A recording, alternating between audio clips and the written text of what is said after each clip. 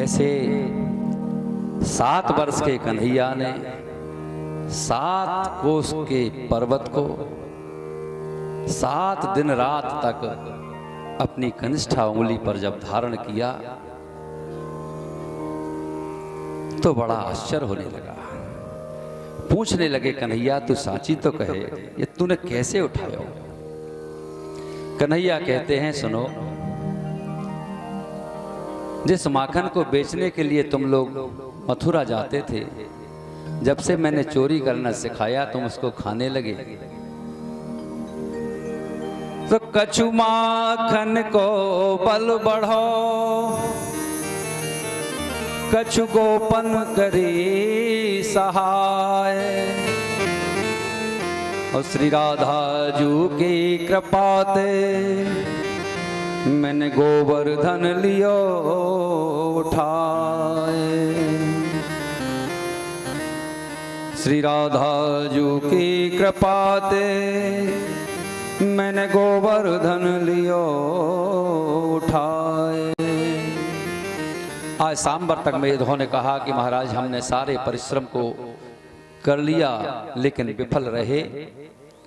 और जब इंद्र को यह ज्ञान हुआ कि वो कोई और नहीं पर्वत धारण करने वाले साक्षात परमपिता परमेश्वर नारायण हैं, तो अपने घमंड को एक तरफ रख के और कामधेनु को लेकर के चला ब्रज की ओर। आकर भगवान से एकांत में मिला और कहा, प्रभु गोवर्धने धृते शैल आसारा दृक्षते ब्रजे गोलोकादा प्रजत कृष्णम सुरभि चक्र एव चो।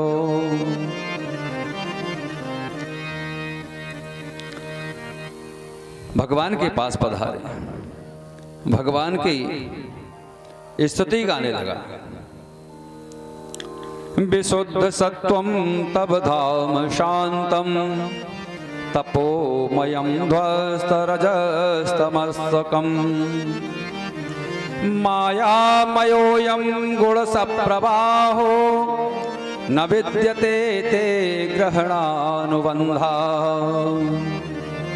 इंद्र ने कहा, हे प्रभु, आपका स्वरूप विशुद्ध सत्वमय है, निर्विकार हैं, ज्ञानमय हैं, आप रजोगुणों से भी और तमोगुण से भी परे हैं। अतः आप पर किसी भी माया का प्रभाव नहीं पड़ता। आप परमपिता परमात्मा हैं। प्रभु, अनजाने में मुझसे जो अपराध हुआ है उसे आप क्षमा करिए। भगवान कहते हैं, इंद्र सुनो, मैं अपने किसी भी भक्त का अभिमान नहीं रहने देता, क्योंकि यदि मेरा भक्त अभिमानी बन जाए तो वो अभिमान उसका हानि पहुंचाता है उसके लिए। इसलिए मैं किसी भी भक्त का अभिमान नहीं रहने देता। जो अपने ऐश्वर्य के मद में मत्त हो जाते हैं, अपराध कर बैठते हैं, विवेक शून्य हो जाते हैं, मैं ऐसे अभिमानी भक्तों के अभिमान को चूर करता हूं और मेरा यही काम है। इंद्र ने भगवान के चरण पकड़ लिए, प्रभु आप दया निधान हैं, कृपा निधान हैं, जो भी आप करते हैं अच्छा करते हैं। प्रभु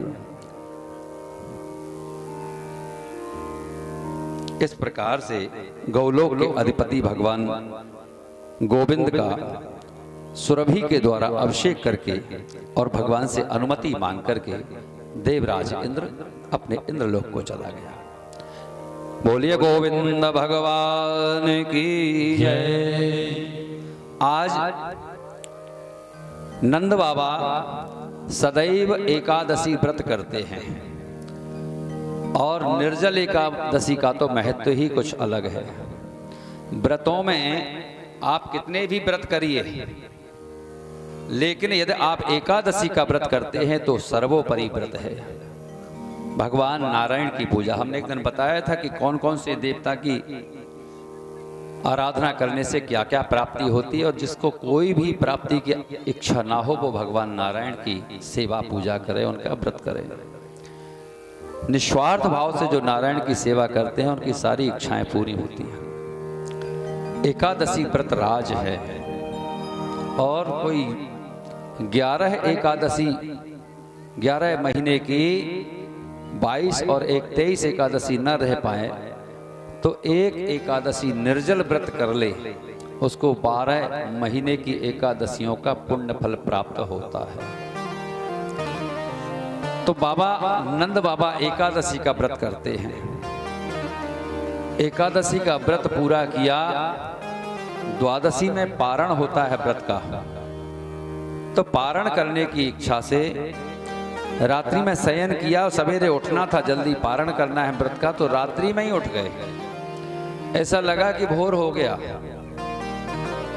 ऐसा भी कहते हैं कि पेट में अन्न ना हो तो निद्रा नहीं आती, तो ऐसा भी हो सकता है। नंद बाबा शीघ्रता से अर्धरात्रि में ही उठ गए और उठने के बाद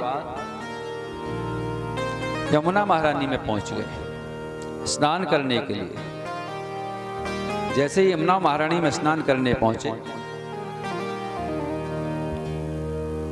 एकादश्याम निराहारः समभ्यर्च जनार्दनः